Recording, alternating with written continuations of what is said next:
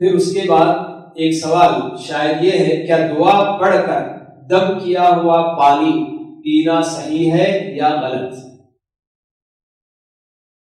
بہت سارے اہل علم، نیک اور متقی لوگ، جن کے پاس لوگ دم کرانے کے لیے، رقیہ کرانے کے لیے جاتے ہیں، ان کی اپنی پریشانیوں میں ان سے نجات پانے کے لیے یا بیماریوں سے چھٹکارا وغیرہ پانے کے لیے،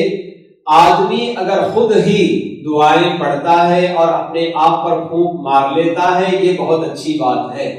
لیکن اگر کسی کو آتا نہیں ہے پڑھنا کرنا، تو ایسی صورت میں وہ کسی اور کی دعاؤں کا سہارا لینا چاہتا ہے اور ان سے جا کر درخواست کرتا ہے کہ میرے لیے آپ دعا کیجئے، رقیہ کیجئے۔ اور رقیہ کر کے آدمی کے اوپر بھی دم کیا جاتا ہے اور پانی وغیرہ میں بھی دم کر کے پانی دیا جاتا ہے کہ اس کو پینے میں، تو یقیناً اللہ تعالیٰ کی توفیق یا اللہ تعالیٰ کی اجازت سے یقیناً اس میں بھی انشاءاللہ شفا بھی ہو سکتی ہے، اور جو پریشانی وغیرہ ہے جس سے بندہ نجات پانا چاہتا ہے، اللہ تعالیٰ اس کے ذریعے نجات بھی دلا سکتا ہے۔ تو ایسا پانی کہ جس پر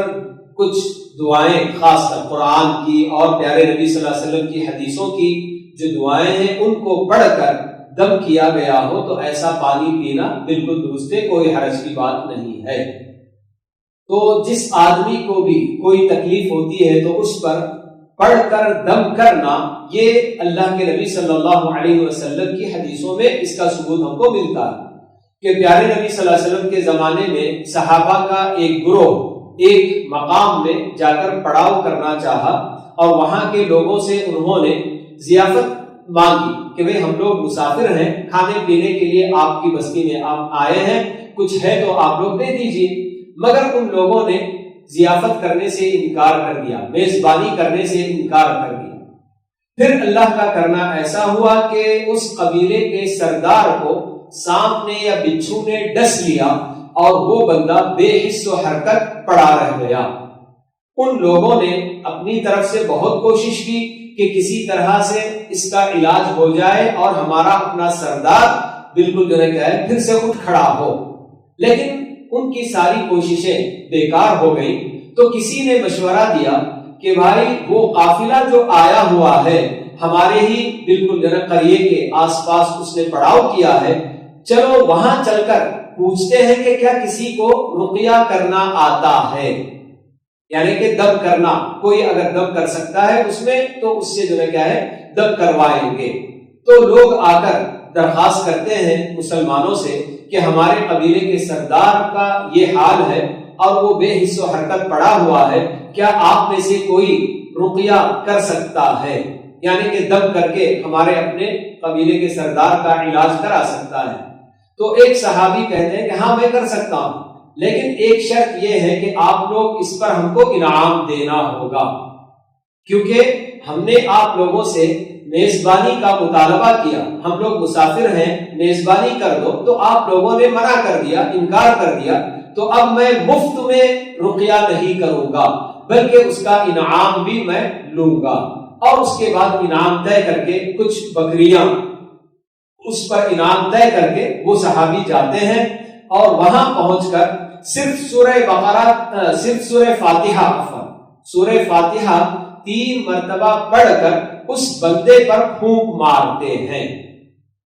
ایسا پھونک کہ جس سے ان کی اپنی زبان سے تھوک بھی اس بندے پر پڑتا ہے۔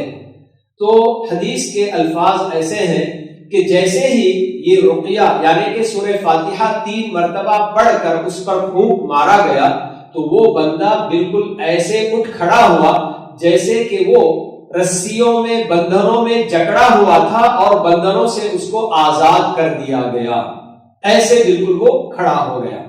تو پھر وہ اپنا انعام لے کر واپس چلے آتے ہیں۔